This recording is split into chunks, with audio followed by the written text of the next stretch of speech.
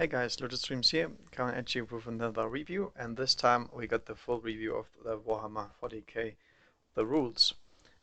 This is mostly going to be a changelog from 7th to 8th edition, because most of the guys that have been playing will have trouble remembering what's 7th and what's 8th, and a lot of rules did change, and they not changed, like vanished, and got replaced and all that stuff. There's the bare minimum is still the same, but most of it is out of the window pretty much. So this is a side-by-side comparison in most cases. Obviously, it's only for the main rules. The codex reviews will be following up in the few days I have, and it's gonna be a lot of content. I mean, pretty much everything got changed at the same time. It's very basic, you can see that, but I think the core rules are pretty much done for this year until they change them again. So first of all, stats. Stats changed. Stats usually were kept at 10 and now they are not. So you can have strength 12, 14 and so on. That is due to the new system that is in place for toughness and wounding. Modifiers and multiple modifiers are still the same, so you still double, then you add, and so on. And weapon and ballistic skill are still there, but there's no table anymore.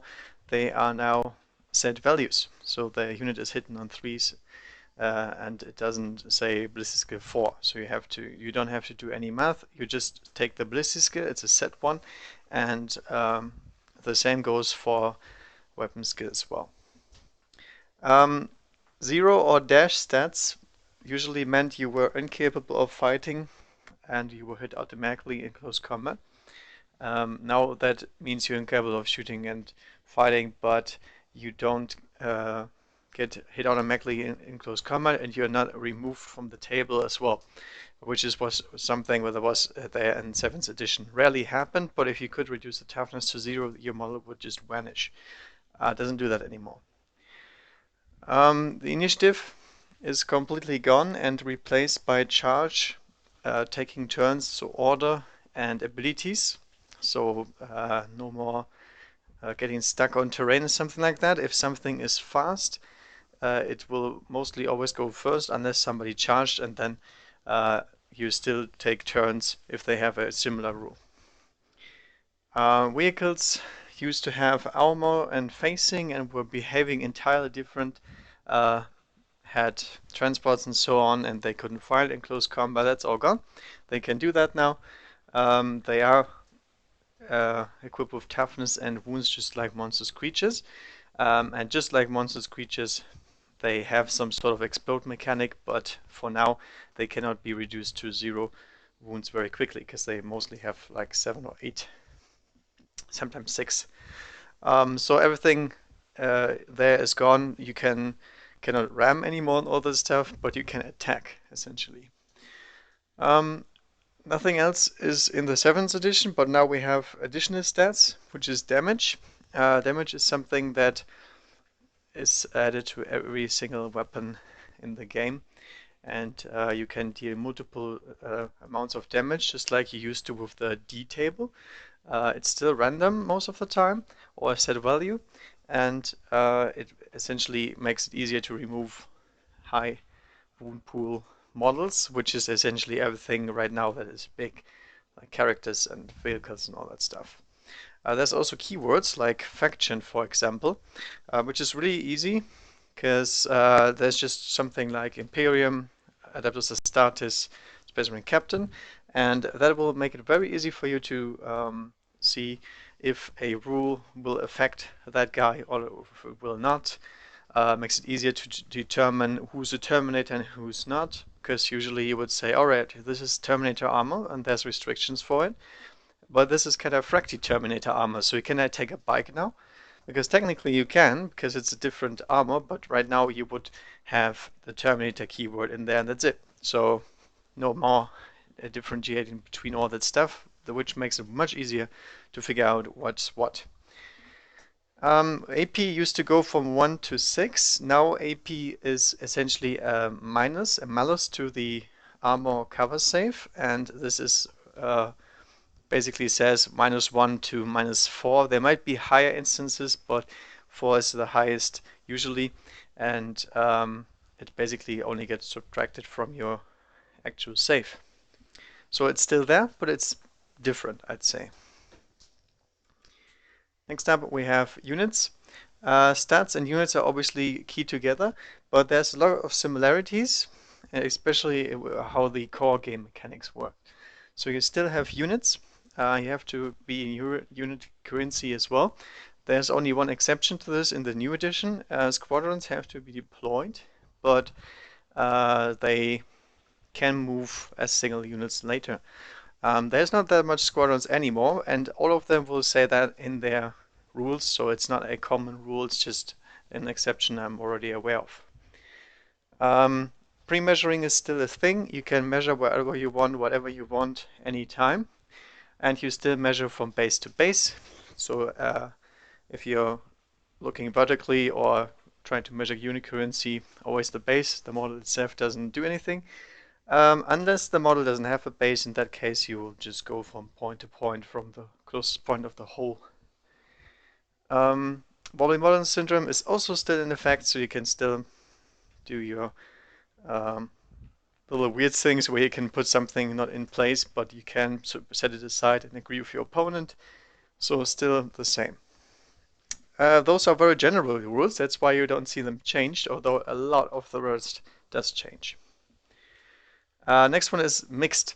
There is a game turn, there is a player turn and 4 phases that changed now, which is really, really good because it's called a battle round now. Now essentially nothing changed. It's still one battle round consists of 2 player turns, but now you can see if something says turn, you don't confuse that term with the game turn. It's always the game turn is always called a battle round. So if something lasts until the next battle round or something like that, you will know about it. Just a rewording essentially. But then you have the movement, psychic, shooting, charge. But now additional is the fight and the morale phase. Technically the fight phase was already there, but now it's entirely cut off the charging phase. Morale phase basically removes everything else that was existing, like 25% casualties, losing combat, and so on. That's all gone. It's all in the morale phase. Blast markers, templates, and scale dice used to exist. Now they don't.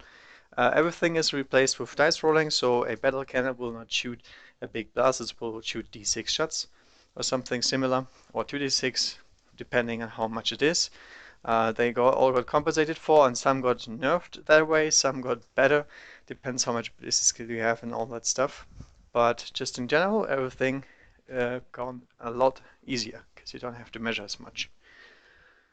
Rerolls, sequencing, war-offs, fast dice rolling, and aura abilities are pretty much unchanged unless you're not playing with the FAQ, because aura abilities used to work inside of vehicles, now they don't. Essentially, if something is inside of a vehicle, it doesn't exist, so it doesn't get affected by aura abilities and doesn't give out about aura abilities outside of the vehicle. Everything else, same, you can't reroll twice, you can only reroll once. Sequencing still is there. If there's any rules that happen at the same time, the controlling player always chooses which one goes first, which is really nice. It's one of the best rules because it's very, very simple, and it helps in a lot of cases where you have those multiple things happening at the same time. Then the movement phase. Movement phase changed a bunch. First of all, there is no running in the current moving phase. It's in the shooting phase that happens, and now that changed. Now it's called advancing, but it's still the same. But you just add that to your movement, and afterwards you can't shoot anything or charge anything, but there's exceptions to this.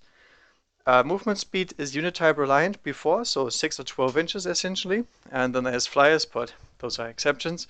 Now movement speed is unique to models, so even the flyers have unique min and max movement speed distances, which is really cool. So you have some more variety. Really annoying to learn all of them because it's going to be a bunch, but On the other hand, there is a much easier way to tell that Eldar are supposed to be faster than Space Marines and so on. So there's a lot of more variety now. Pivoting did exist before, so pivoting could give you a big advantage by moving vehicles and then pivoting them. It was FAQ that this is not possible. Instead, the new rule is there for everything else. No part of the model may move further than the maximum movement possible. So there's no cheesing to get models further than they are supposed to be going. Units locked in combat cannot move. So unless the close combat is over, you can't get out. Now you can literally walk out of close combat in the movement phase, which is called a fallback. But if you fall back out of a close combat, you cannot advance, charge, or shoot that turn, so essentially pretty useless. But there's also exceptions to this, so some units have essentially the same old hit and run. The other thing is you can't move within 1 inch of enemy models or through own models. That still exists. You cannot do that unless you are specified to do so. And we still have that addition in the new edition that you cannot move through terrain pieces and everything unless it specifically says so. So for ruins, for example, it does say so, but you cannot move through trees and all that stuff. But you used to, pretty much. You could ignore all of that. Because it wasn't in the rules, per se, even though it doesn't make sense, and realistically you should be blocked by any terrain for obvious reasons, but still, now it's clear again. The next one is you don't have a minimum, but for flyers.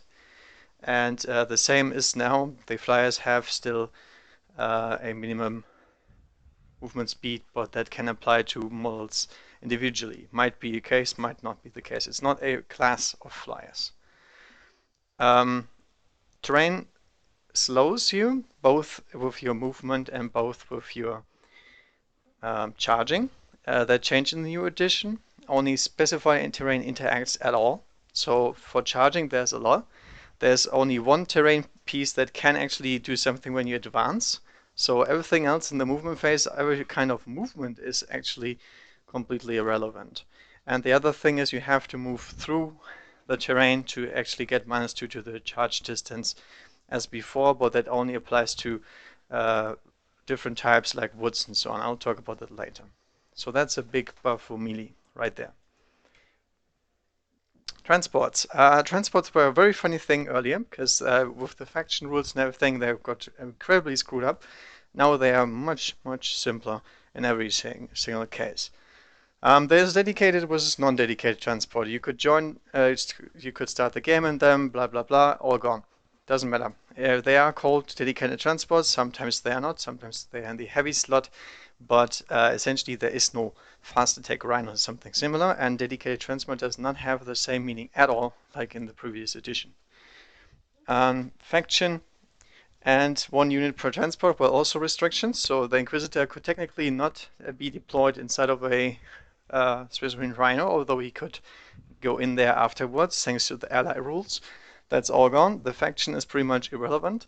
The only restriction you have there is can you actually move these guys? So the transport will say what kind of models you can include and which ones not. But that's not a general rule, that's just on the transport. Unlimited units too. It doesn't say anything about that, it just talks about the transport limit, which is still there. But as long as you meet the transport limit, you can put your characters in there and everything, which is really important because characters are no longer part of any unit even if they used to be independent characters. So now you still have that chance to drive around with him and put them inside of a rhino that is already occupied by somebody else, or maybe in a razorback. I don't know. It works.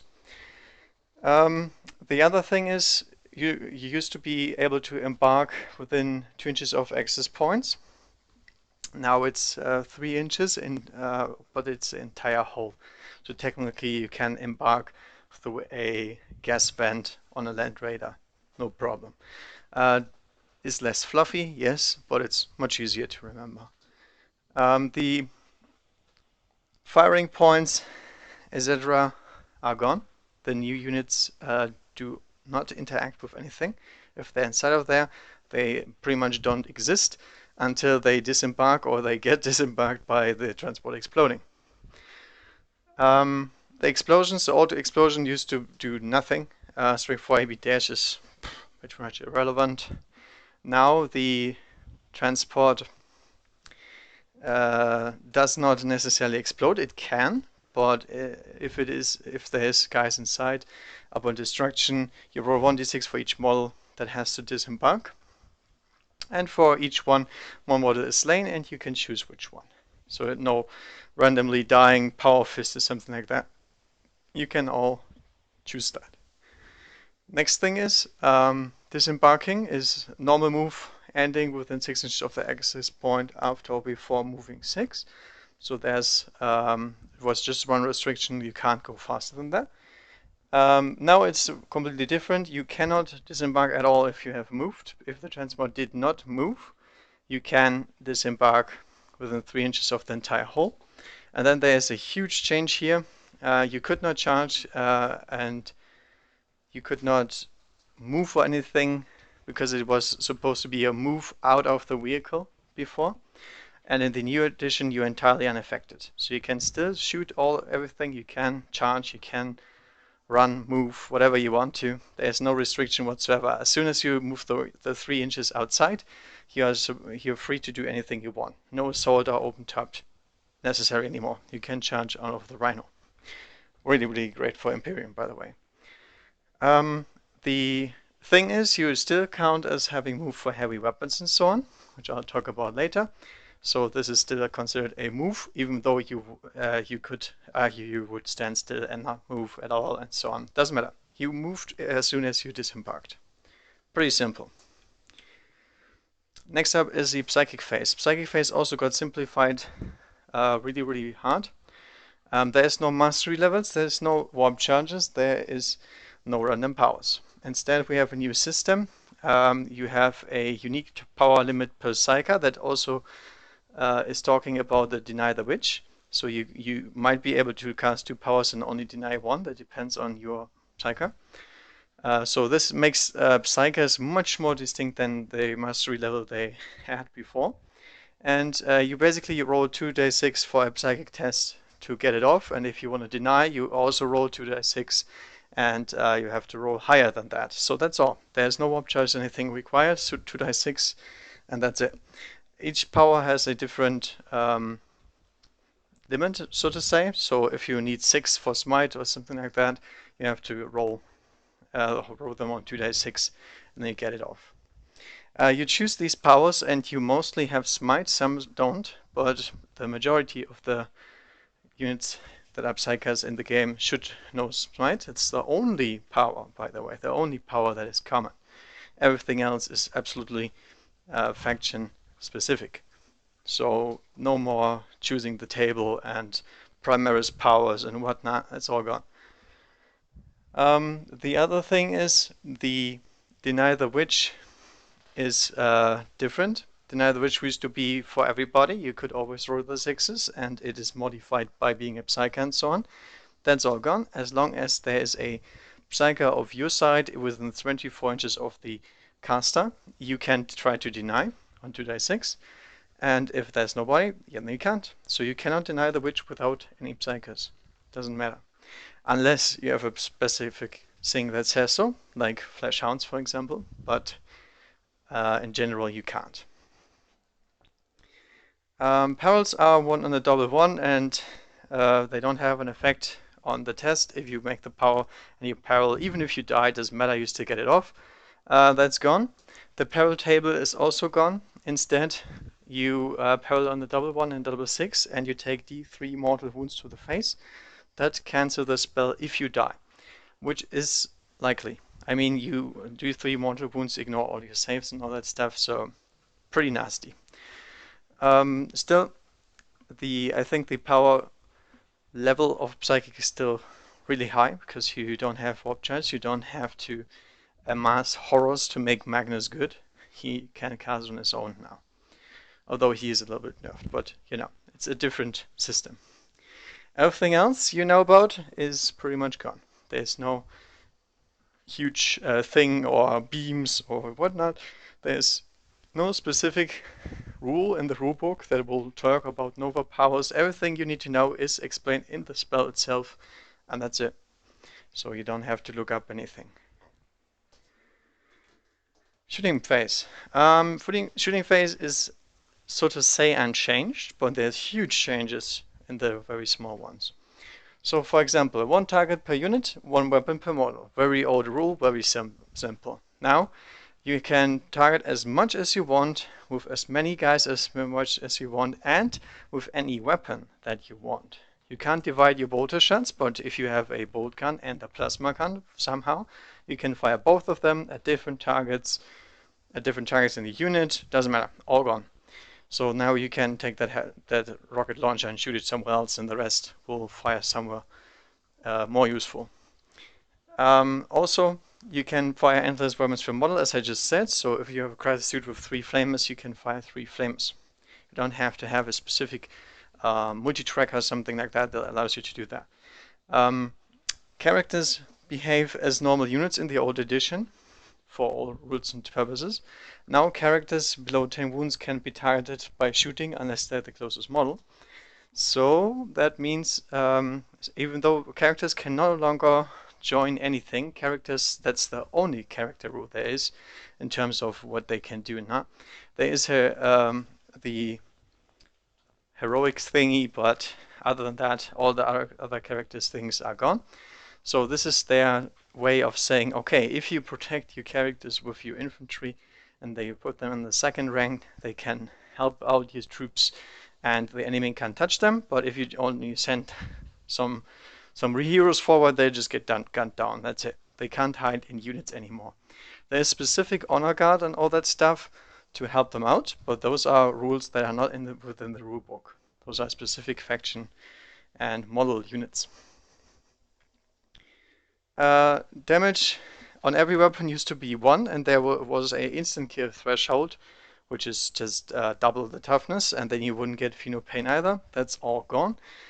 Instead, damage is unique per weapon and is basically applied to a model until it's dead, and then it doesn't spill over into the units unless it is a mortal wound. If a mortal wound overspills, then it kills the next model and the next model and so on. But other than that, there is no instant death really. So if you have multiple wounds and you get hit by 1 damage each, and even if it's a strength 10 1 damage weapon, you will still only take 1 damage.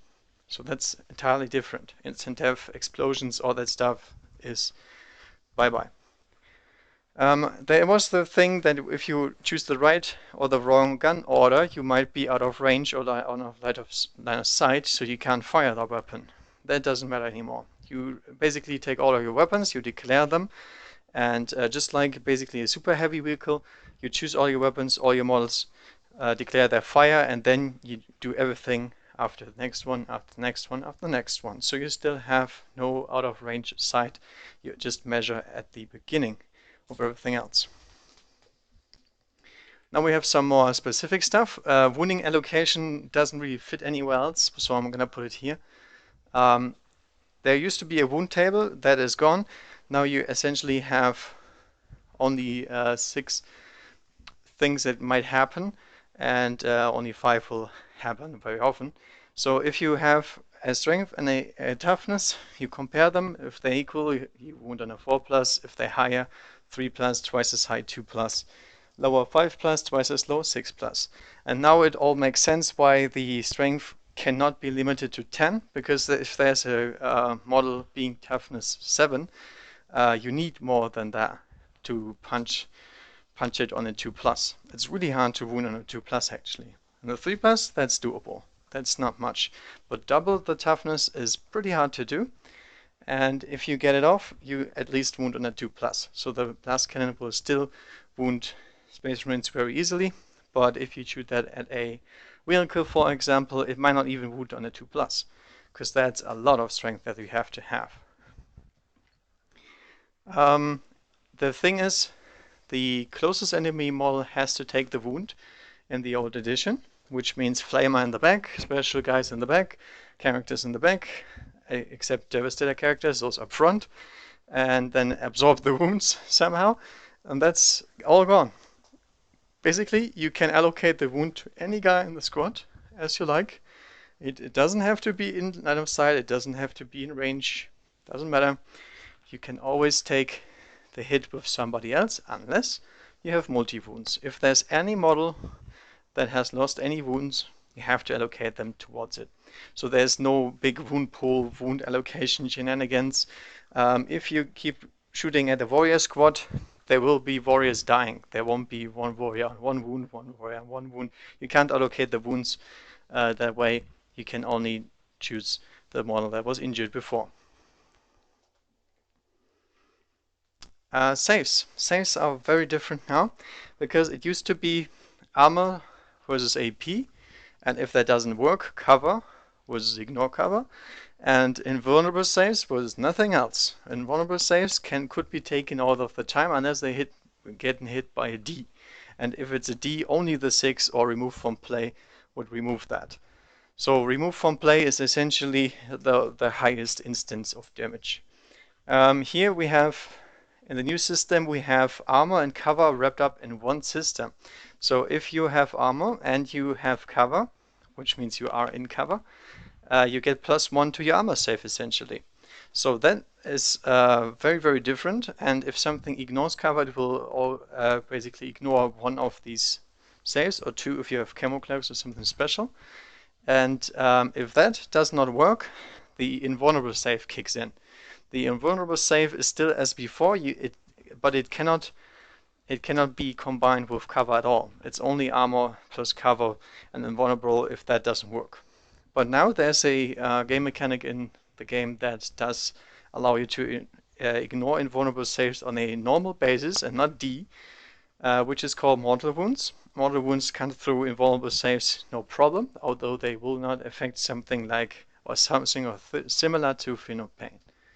So mortal wounds cannot be saved at all, and they overspill into the entire unit other than normal damage.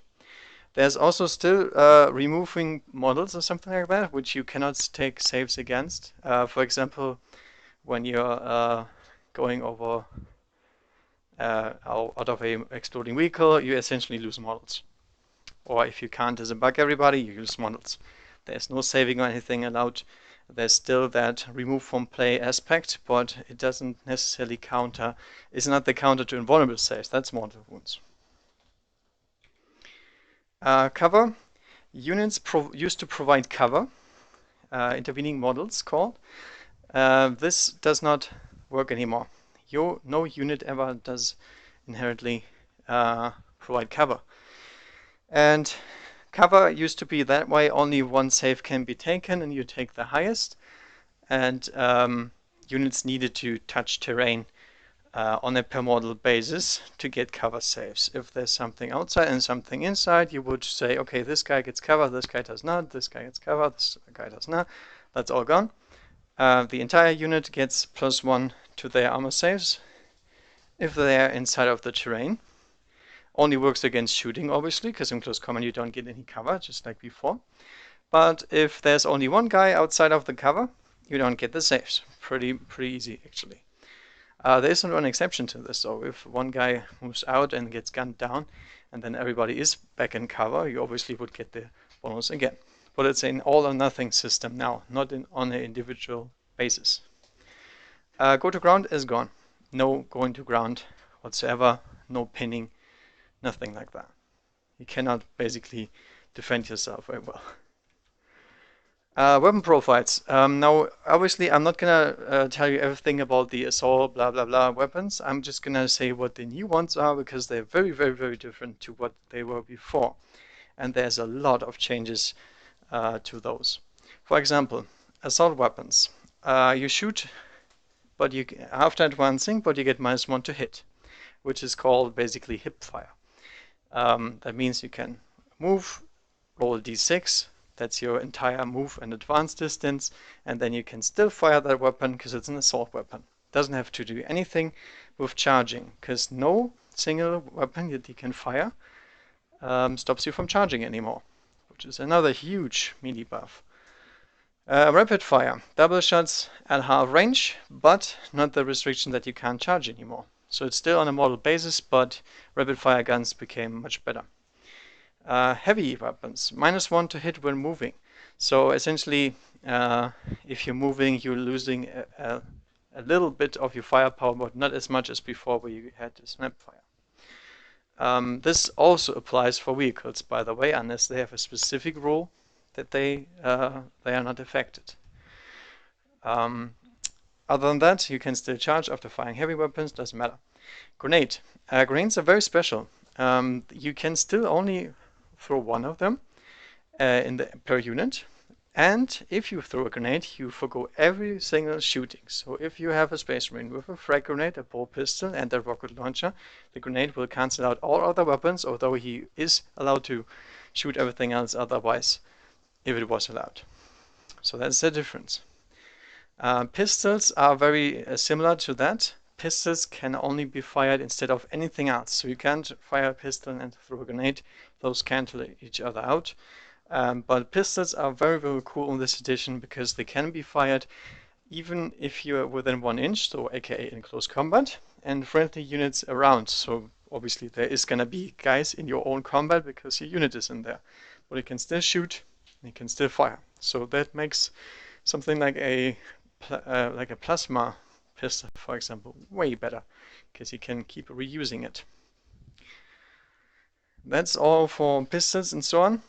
As you can see, they are very, very, very different from before. There's nothing like getting extra attacks for having pistols and whatnot, which didn't make any sense, to be honest, but now it's all gone. Charge phase. You have to be within 12 inches before, and you have to end in base-to-base contact, otherwise you fail your charge. That's still the same, has to be within 12 inches, although there's a lot of guys that get +1 to their charge range. But that does not mean you can declare a charge against units being more than 12 inches away. That's a huge difference, especially for something like the Eversor Assassin, who still gets his 3d6 to charge. So still only declaring if you're within 12, and then you can end your move within 1 inch of the declared target. That means you essentially only need an 11 inch, whereas before you need a 12 inch, so to say. The other one is 1 overwatch per unit. Now you have unlimited overwatch until somebody gets within 1 inches of you. So obviously, if they make it into close combat, you can't fire overwatch anymore. And used to be able to multi-charge with losing your +1 attack and so on. Now that doesn't matter anymore. You can declare as many targets as you like. Those are the targets you can get to attack in the charge phase, but you even get to pile into targets that you didn't declare the charge with. So there's a big difference now in the charge thing, which we'll talk about later in the fight phase. You can't engage units out of combat usually, but you essentially can do that right now, but I'll talk about that later. Charging through terrain slows you down, slows your initiative unless you have a special ability that disallows you. And the 2 inches with the terrain, and as I just said, terrain does not do that in general. It only does that if it says so. The locked in combat thingy doesn't really exist anymore, because as long as you're within 1 inch of the enemy, you're already in combat, and then all the rules don't apply. You can't get shot at, etc., etc. Locked in combat is essentially it's not the same. And there's the second character rule. If characters are within 3 inches of a unit that has charged that turn, they can basically counter charge by just walking up 3 inches to the closest enemy. That's really cool. So characters are single models, but they can still join, for, like in quotation marks, a unit that gets charged and come to the 8. Weapons profiles, we had that. Fight phase. Fight phase, initiative's gone. The charger goes first, and then you take turns. So essentially, I pick a unit, you pick a unit, I pick a unit, you pick a unit. There is a bazillion of rules that circumvent this. For example, all Slaanesh units go first all the time. And if that happens, you still go alternating because the rules cancel each other out.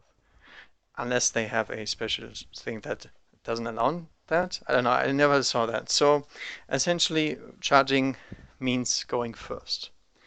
That is a huge buff, obviously, to everything that did not have assault grenades before, because now they get to charge through the terrain or through whatever they want. They do not lose their initiative that way. You had to pie in after the fight, and now you may pie in before the fight 3 inches to the closest enemy unit, even outside of the close combat. That's huge. The pie-in was based on initiative, now it's not. The pie-in after the fight also now. The pie-in after the fight is different, but now it's a May, and you basically can move just outside of 1 inch of that squad that you didn't charge, and then you can move within 1 inch of the model that wasn't even part of the charge you originally declared. You cannot attack those, that's a big difference, but you can still try to lock them up in close combat, so they have to fall back or fight you, which they might not like.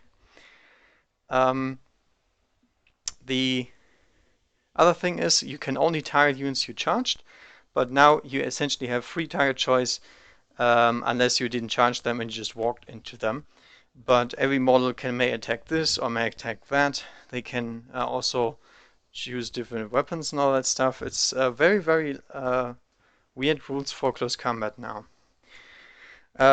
Before you used to have a weapon or two, and you have to choose one weapon and then go with it. You cannot divide your attacks between the weapons. That is entirely gone. You can essentially, for each attack that you have, you can choose a different weapon and a different target if you are in range and free to attack the model. The entire thing is different with the fighting too, because the fighting used to be you have to be in base contact or within 2 inches of somebody who is, and now it's different. You essentially are fighting in 2 ranks.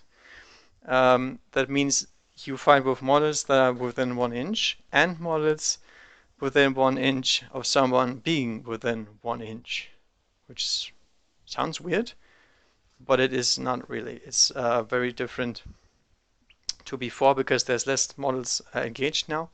But if you have a really big base, you might be able to squeeze some more models in essentially. At the very, very end of the fight, each model may move 3 inches closer to the nearest enemy. That also happens if a unit gets destroyed. This is basically a consolidate. The consolidation used to be only after a unit has left close combat somehow. With hit and run, it died, it fell back, you overran them, something like that. That's all gone. You always have the 3 inches unless you have a specific rule. And you have to move closer to the nearest enemy, and then you are ready to move in your next movement phase and so on. Pretty simple. Morale phase. Morale phase basically replaces everything you knew about morale before. So there is no morale checks after taking casualties in the shooting phase, psychic phase, or losing close combat or something like that. Instead, at the very end of your turn, the last thing you do is you roll 1d6 for each unit that has lost a model, aka units of one model, vehicles, monsters, creatures, characters cannot lose wounds like this. But you roll the d6 and the amount of slain models get added to that, minus your leadership, and everything else that exceeds that is removed as a casualty, and you take models of your choice. So that's essentially better than mortal wounds because it ignores Phenopain-like abilities as well, and it can kick in really, really hard. There's a lot of ways to circumvent this by having synems, by having more brutal, and so on. But essentially, morale can really, really hurt you if you're coming in with big squads, taking big casualties, taking out one Terminator, and then you might just kill yourself, essentially. Whereas before, the guys could not even get overrun since the Terminators can't chase. So that's a big difference in the moral system. And to be honest, there's not that much in the game right now that can change that. So special marines are not essentially immune to morale. They can reroll that, but they cannot be immune so far. There's nothing like a fearless thing. There's very few fearless stuff like zombies, for example, but that is not as nearly as common as before. Fly. Let's talk about fly. Fly is one of these rules that get mentioned everywhere, just like vehicle and monster and so on, but there's nowhere a section that says fly does this, fly does that.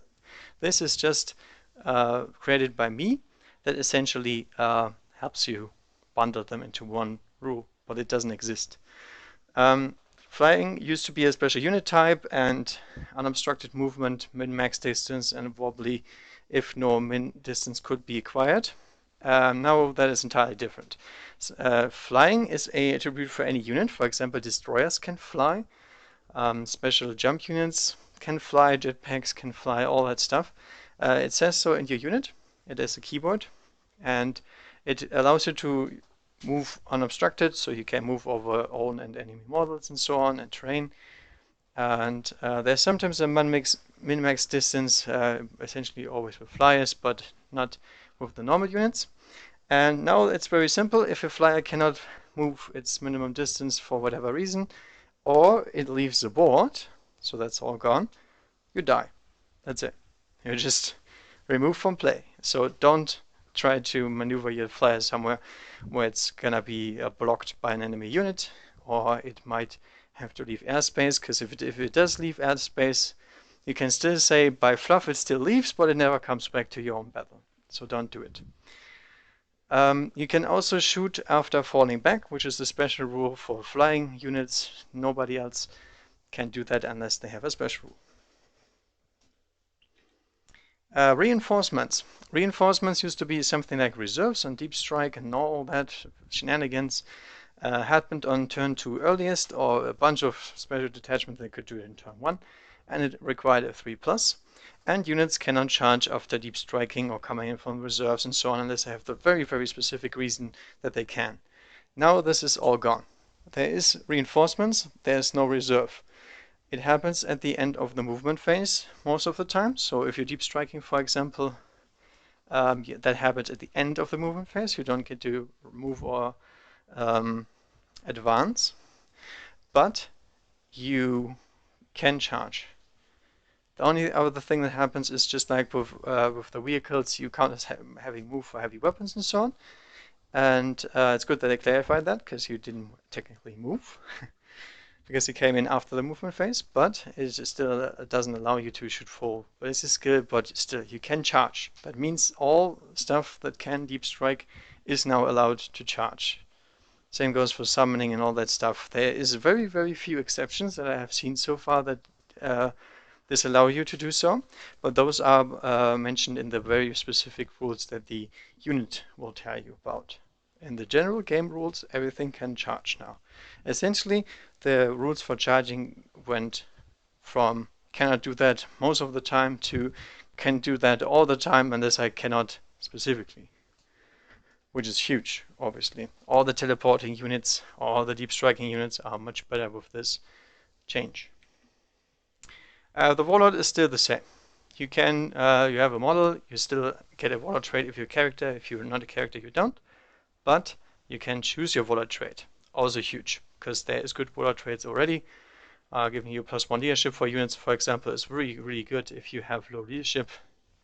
And obviously you can get something like +1 attack on the charge and so on. That will be there will be new Warlord traits, I'm sure about that, because Workshop loves to sell Warlord traits tables. But the fact that you can choose them is awesome.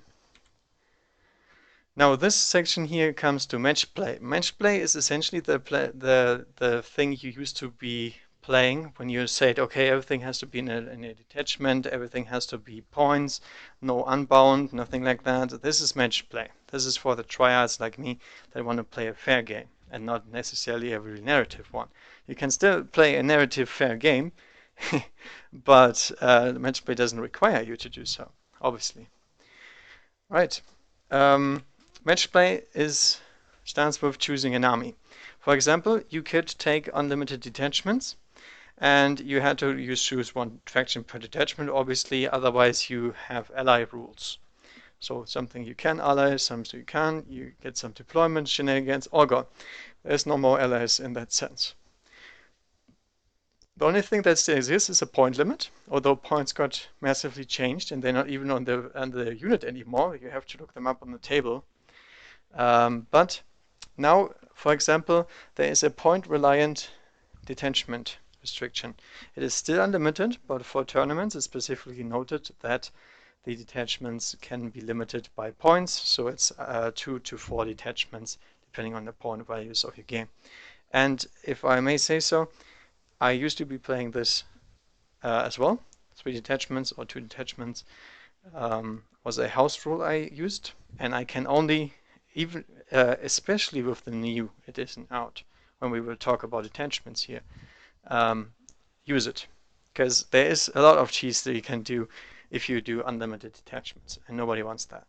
So just keep it nice and simple, but try to get that rule in there. All units now must have a faction word in common across all detachments. So there's no more taking a Chaos Space Marine detachment and a Dark Elder detachment and a whatnot detachment, all these incredibly cheesy lists that you can see on the tournament that even make me angry, and I'm a cheesy player. It's all gone. Because, for example, if you have the keyword Imperium in common, you can run a list with Adeptus Astartes, with Imperial Guard, and whatnot, assassins. If you don't have that keyword, you can't run them. Very simple. You can also run a full Adeptus Astartes army. That's a shared keyword, but if that doesn't do that, you can't run the army. Now the point limit is still the same, but there's something new. That's reinforcement points, and that's huge. That's really, really huge. If you can summon in or create, like the Turbogon, new units, you have to actually set some points back to get those units in. So essentially you're taking away points for the option to take units on a model that behaves as if it was a transport. There's huge benefits to this, and don't get me wrong, this is really, really powerful, even though it's a nerf to summoning in some way. It's just got very, very easier to get these models in, and they even get to charge most of the time. So Termagons, for example, if you want to take a new group of Termagons on your Termagon, you have to set the points aside, unless you have an ability that allows you to refill your models, because then you don't go over the points, right? So if you lost 6 out of your Termagons and you get to refill them with the Termagon, you can still use it, even in match play, because those were points you already invested. But you cannot do that by creating essentially new units. That doesn't work anymore. All right, mission play rules. Those are really, really big. For example, all powers used to be usable by a Psyker. It was only limited by his mastery level, and even in the new edition, you can cast as many powers as you like, as long as you are allowed to. In match play, except Smite, all powers can only be used once per turn, which is really, really good in my opinion, because there is very, very powerful psychic powers out again. For example, Chaos can choose a unit and just move again, which is obviously massive if you consider how good close combat units in the Chaos army usually are. If they can only do that once per turn, it's still powerful, but not nearly as powerful as 10 Psychers trying to cast it 10 times every turn. And don't get me wrong, it works. You can do that with the detachments I'll tell you about later. So this is great stuff, obviously only for match play, but I would recommend using it. There was also a unlimited reserve, which led to massive Eldar armies sitting in space and waiting for your artillery turn to pass and then gun you down in the next turn and get huge advantages that way. You can still do that, but half of the army's units has to be deployed. So no more hitting everything in Deep Strike Reserve. For example, my Grey Knights cannot do a full Deep Strike turn where they get their first strike everywhere. But to be honest, I think it's still above in general to these armies, because Deep Strike and so on got inherently super much better. No scattering, nothing. It's all gone basically. The same stratagem cannot be used more than once per phase. We'll talk about stratagems too, but just let me say that these are quite powerful, and obviously this will allow you to not spam command points as you could, and take more strategic decisions to the table. But we'll talk about it later, and that doesn't exist in 7th edition, so obviously it's a change, but it's a new addition more than a change. Missions are pretty simple. There's still Eternal War Maelstrom. They got modified a little bit. There is some changes here and there. I think for the most part those are good changes. You get an additional stratagem that allows you to basically discard and draw a new mission, which is awesome. So command points already really good there. You had 3 random standard deployments. Now you have 6. And trust me, those are interesting because the detachments work very, very, very weirdly, like range versus melee and all that stuff. But there used to be only 3 standard deployment zones that all have that 24-inch gap. And those used to be random too, so you had no idea. But now, when you're rolling off, those are not random anymore. There is one player that gets to choose them, the one that goes wins the roll-off. You choose it, and you choose your side. So that's huge. There's essentially two ones where there's a spearhead deployment where you can deploy units way, way, way up, and the other one is essentially both guys get a half of the table, and there's only a circular 9-inch bubble in the middle where you can't deploy. So those are like super good for close combat armies, and obviously you would like to get your hands on those and not the random standard battle deployment. The chosen one is way, way more interesting to me. Battleforged armies meant all units are in detachments. That's still the same. Everything has to be in a detachment in order to have a Battleforged army. But now there is already a benefit. You gain 3 command points for your stratagems just by having a Battleforged army. Just like having not an unbound army, something weird. Which is great. These points make a difference. These points can be used. And that means if you get minus points somehow, and you can, you already get punished, even though you didn't invest yet. Objective markers used to be anything, pretty much. They said something like between 1 and 2 inches, but they didn't care. And now they do exactly what I used to do in my games anyway. Objective markers are anything, and the middle is the measure point, whether or not you hold them. So that's good. That's something that's really important. So if you bring a mission marker, make sure you know where the middle is. Make a little insertion or something so you can measure better than anything else. And this allows us to take much more mission markers than before, because obviously it doesn't matter what it is. You can make a Rend Raider a objective, because the huge size and the advantage and disadvantage that come with that don't matter anymore, as long as there's a little flag on it or a little point on it where you can measure from. That's all good. Sudden death still exists. Sudden death can only happen after on any term after the first battle round. So after the first turn, you used to say, but battle round is a new thing. After that, as soon as you get wiped, you lose the battle. And a crushing victory for your opponent. Or you concede, which is the same thing. These things are still in the game, and I think that's for the good. Stratagems, I talked a lot about them. First thing first, they might be mission specific. I already said in tactical objectives you get an additional stratagem to choose from, but these 3 listed here are available in every mission.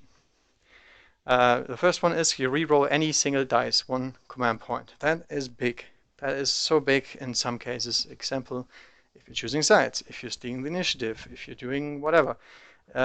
Essentially, the dice rerolling is like Fate Weaver, who, funny enough, does have this ability by himself.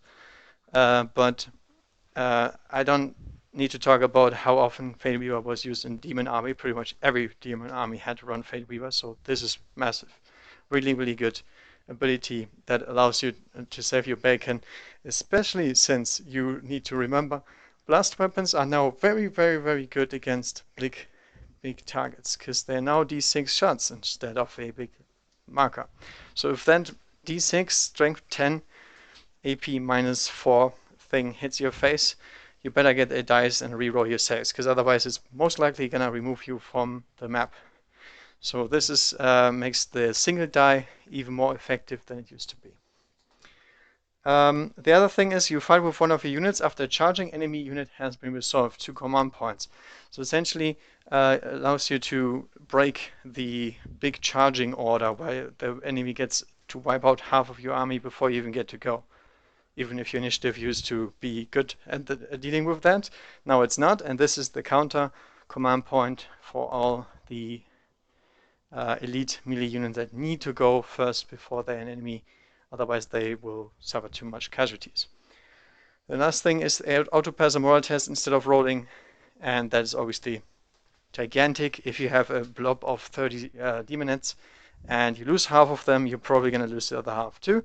So might as well get this one before you roll, by the way. You cannot roll and then use it. You have to roll it before.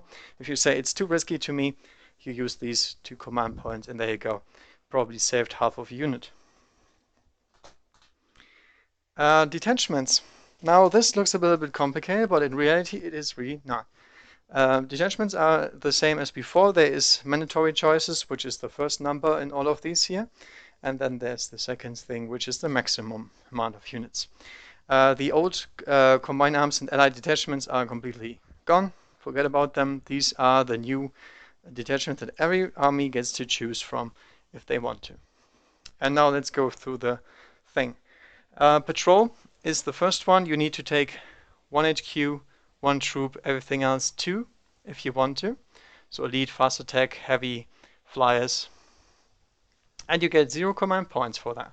So this detachment is obviously tiny, right? 1 troop, 1 HQ is even smaller than the normal combined arms detachment, and you get to pick out on the non-troop choices pretty much. The second one is very similar. You have to take 1 more HQ, 2 more troops, and everything else is still free. Although you get more elite slots than anything else. But you get 3 command points for this. So this is a much better detachment if you want to feast on the command points that are there. And then the brigade is the same, because it's 1 higher, limit goes up by 2. A bunch of troops and a bunch of elites, fast attacks and everything. Notice flyers are always limited, for good reason. And you get 9 points. So if you get this huge detachment, you get 9 points. Obviously, this is way easier for things like Eldar, where they get to pretty much play an Idari detachment and fill these slots with Beastmasters or something similar. But still, if you basically spam a lot of units, this is going to be a big detachment for you. And now the other ones are not like these. They do not basically bump up these numbers even more. Instead, you only get 1 command point for each of these. But they are very, very interesting to me, because the Vanguard is the elite detachment, the Spearhead is the heavy detachment, and the Outrider is the fast attack detachment. So every army has access to spamming certain unit types, but they lose a lot of command points for it. Now that is interesting to me, because 0 troops. Keep in mind, 1 HQ, 0 troops. That sounds a lot to me that you can use this to bump up your army composition to those levels where those command points will not do anything for your opponent. That's essentially the gamble with these detachments. The next one is a very weird one as well. It's a Supreme Command, which is 3 to 5 HQ, so that's a bunch. And you could take Elite and a lot of War if you wanted to. Obviously, you only awarded with 1 single guy, 1 single point, but still. Just talking about those psychic abuse, right? You better play with match play, otherwise that's going to be an issue, pretty much. The other thing is, all of these detachments have something in common. For every single unit you take in these, you get to add 1 dedicated transport. Dedicated transports are not what they used to be. They are now an own class. So a Rhino, for example, is a dedicated transport for obvious reasons. So you get to spam these as much as you have units, and if you have only 2 units in that detachment, you don't get to choose like 3 drop pods or something like that. So that's all gone. You have to pay the tax if you want to have access to more dedicated transports than you should be having, which is great. I like that. I think that spam was a little bit silly. The next one is the super heavy detachment. 3 to 5 Lord of Wars for 3 points. Obviously, Lord of Wars are a huge amount of points. So giving them 3 points for that is not really that much, really. Considering you could be having an entire brigand detachment for 3 knights or something. But this is essentially catered to those knight users. 3 knight users can now rejoice and put all of them in a detachment without spamming 3 HQs per knight, which is a little bit silly. The other thing is the air wing. The air wing is the only detachment that allows you to bring more than 2 flyers, and it allows you to bring 3 to 5 flyers, but only 1 command point. So really a low command point efficient, but very high efficient, because you don't have to take anything else but flyers to get it going. And then for the guys that wanted that 1 additional knight, but they don't want an entire knight detachment, the super heavy auxiliary is 1 Lord of War. Not more, just 1. That's it. You don't get anything for that. Fine. I think that's totally fair. Fortification is even better. You can now take a 1 fortification detachment, but you get up to 3 fortifications within it. You don't get any command points, but still, this is for the Iron Warrior guys that like to have some bastions going around or something like that. You can take in as much as you like. And then comes the most interesting one, the cheesy one, the auxiliary support. The very reason you should always limit your detachments to an appropriate level. Because the auxiliary support allows you to take any battle roll.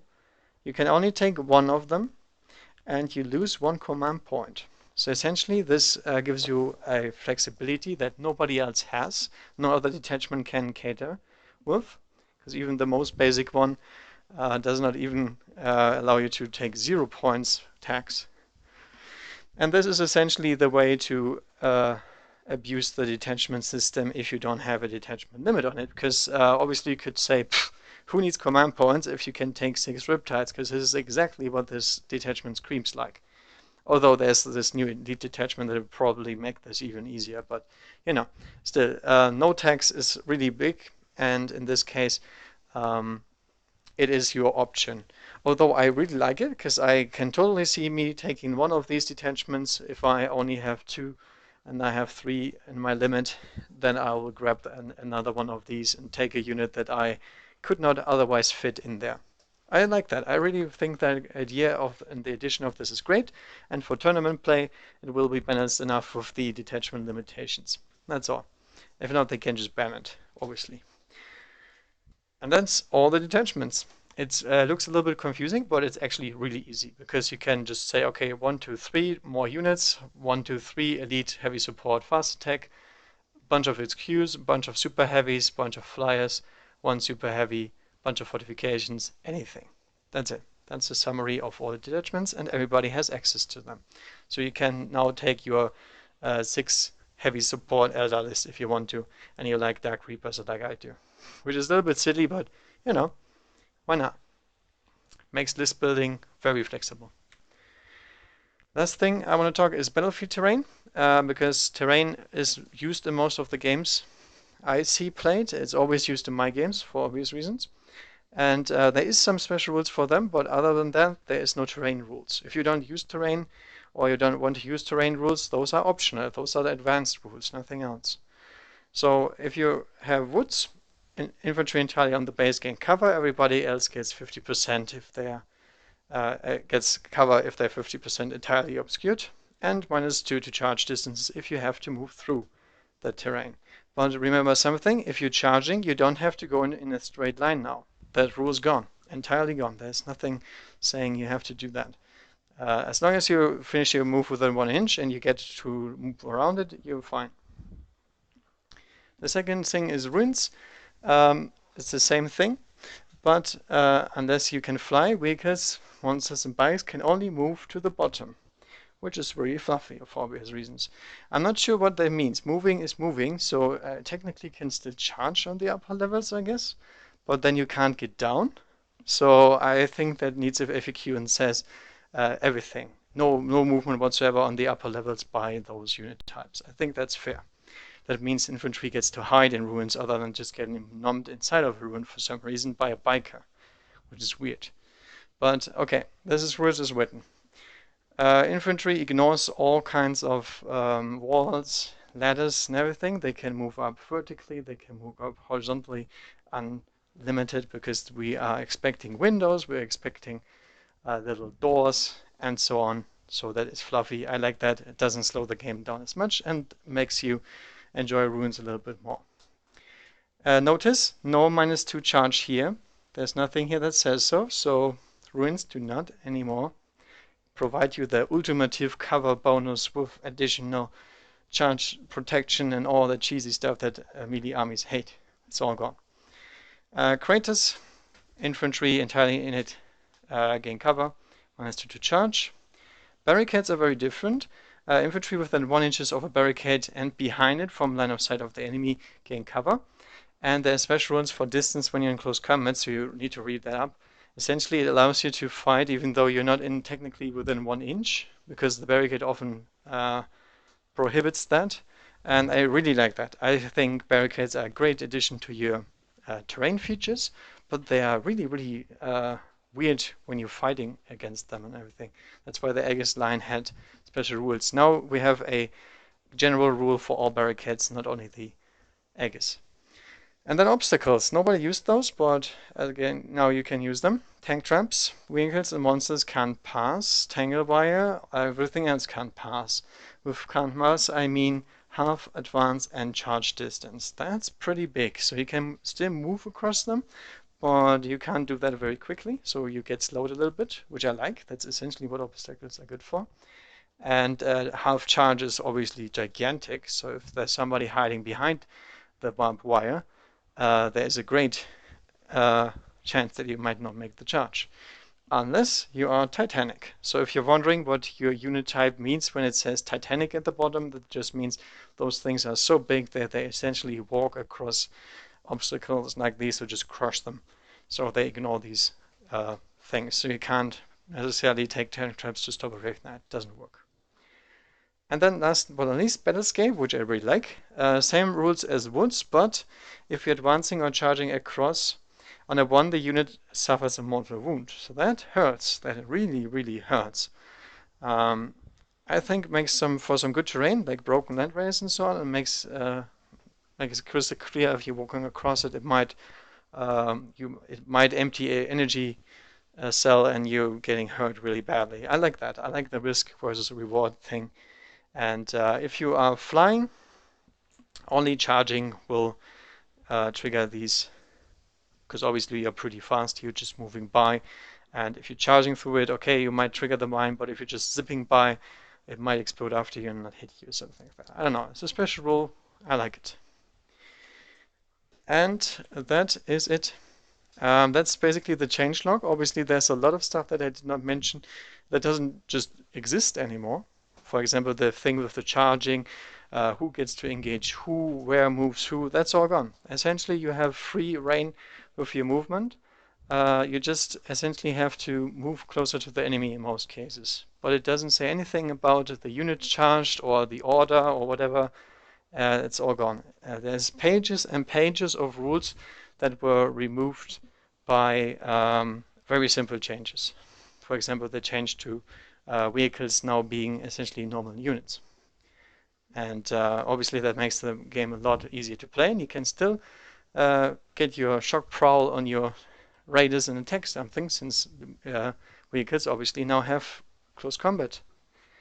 Which sounds a little bit weird, but it makes sense. You can always try to just overrun something and shouldn't be that hard as it is in the previous edition. Alright, I hope I didn't forget too much. It's a new edition even for me, obviously. And doing a changelog is really hard when there's so much missing and not that much changed, and really not that much added. As you can see, there's not much addition. But in the end, I think it's gonna make a big change in the game's health. I think a positive one, but that's just me and that's just a first impression, so might be wrong about that one. But still, I hope you enjoyed watching. Leave a like if you did. I'll be back with reviewing the specific army books and everything when it's time, and I'll also play a game this week for sure. Alright, that's it. Hope you enjoyed watching, and as always, happy wargaming.